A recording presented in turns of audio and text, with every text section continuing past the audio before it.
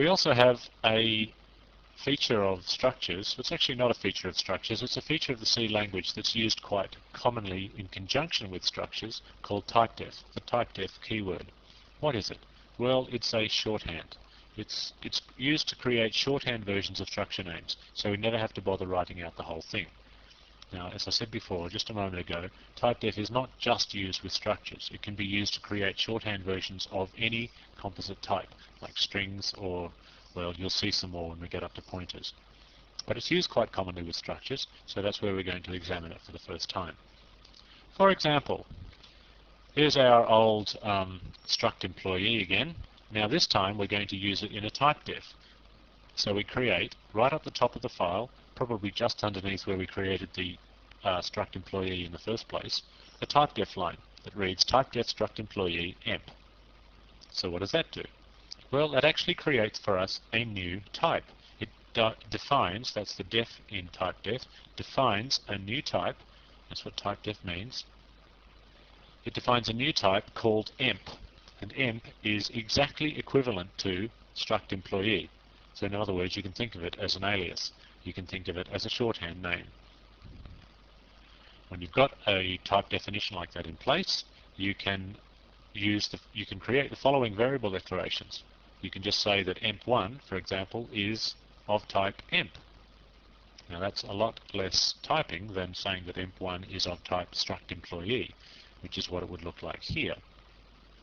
Those two last variable declarations of emp1 on the screen in front of you are both exactly equivalent. They're equivalent because of that typedef line. So there's not much to it, this typedef. It's really just a shorthand. So let's go and quickly see if we can change our existing program to take advantage of typedefs. Here we are back in our struct2.c, which I've now saved again as struct3.c, and I'm now going to modify it to create a typedef. Okay, so here we go. We'll do typedef struct employee as emp.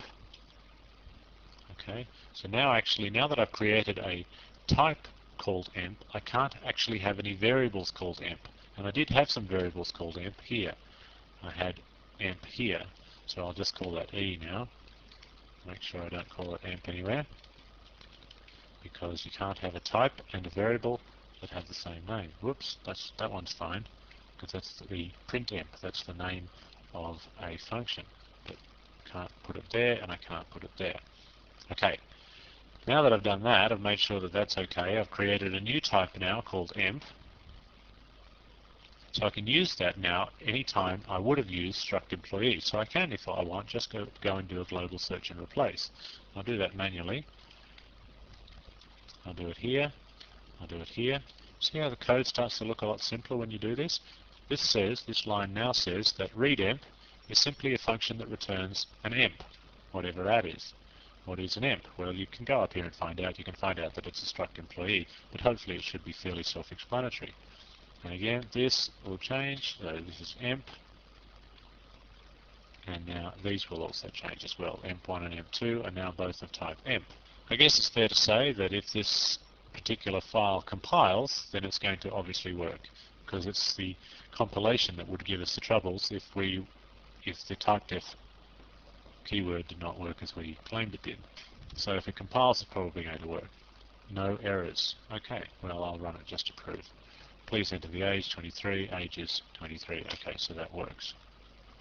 I guess all I've proved to you is that this line here, struct employee, and this word here, emp, are now actually equivalent because I've joined them together using a typedef.